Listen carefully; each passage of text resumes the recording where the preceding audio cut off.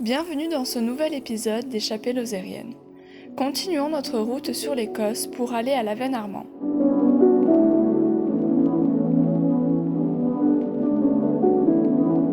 Lavennes-Armand est une cavité souterraine qui fut découverte par Louis Armand en 1897 avec l'aide d'Édouard Alfred Martel, qui est considéré comme le père de la spéléologie moderne. Louis Armand découvra l'immensité de Lavennes en descendant les 75 premiers mètres en rappel et en voyant ce que l'on appellera la forêt vierge. Cette forêt vierge est en fait un ensemble de plus de 400 stalagmites de plus d'1 mètre de haut qui couvrent le fond de la grotte.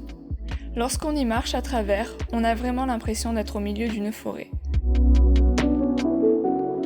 Depuis 2014, une installation de lumière transforme cette forêt et la grotte entière en un spectacle unique.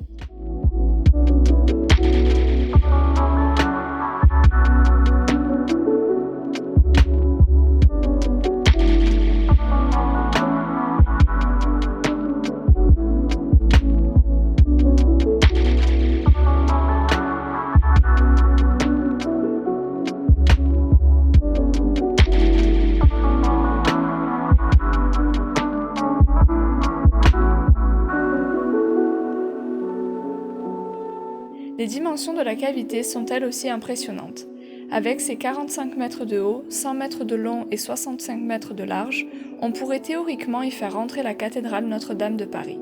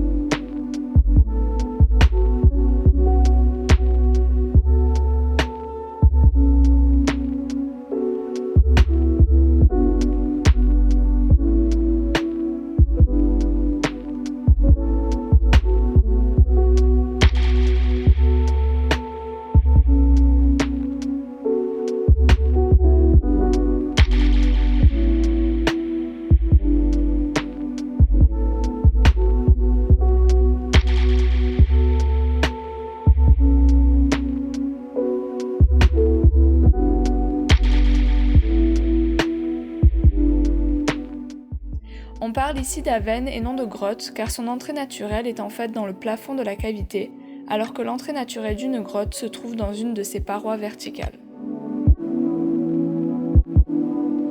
Lavennes-Armand s'est formée au cours de millions d'années. Les eaux de pluie du Causse ont creusé cette cavité et créé tout genre de concrétions, des stalactites, des stalagmites, des feuilles, des ailettes ou encore des assiettes plates. En fait, l'eau de pluie, en s'infiltrant dans le sol du Causse, va se charger en dioxyde de carbone et en calcaire présents dans le sol et dans les roches. Lorsque l'eau parvient à la voûte de la grotte, des gouttes vont se former. Elles vont alors déposer le calcaire qu'elles ont collecté à l'endroit où elles vont se détacher de la voûte, mais aussi à l'endroit où elles vont tomber sur le sol de la cavité, formant ainsi respectivement des stalactites et des stalagmites, mais aussi d'autres formes de concrétion. Dans Lavennes-Armand, on voit peu de stalactites importants car les gouttes d'eau, étant très chargées en CO2 dissous, sont trop lourdes pour rester sur le plafond de la grotte assez longtemps pour pouvoir y déposer assez de calcaire.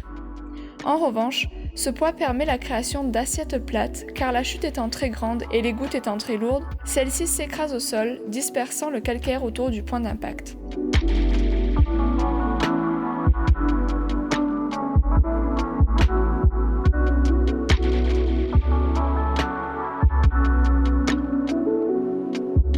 Cette avenne a longtemps été l'objet de légendes diaboliques, car les troupeaux de bétail ou des voyageurs égarés y disparaissaient, soi-disant avalés ou capturés par le diable.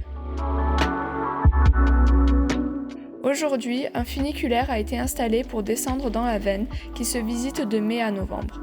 Pensez cependant à vous habiller chaud, la grotte gardant une température constante de 12 degrés toute l'année, ainsi qu'un taux d'humidité proche de 90%.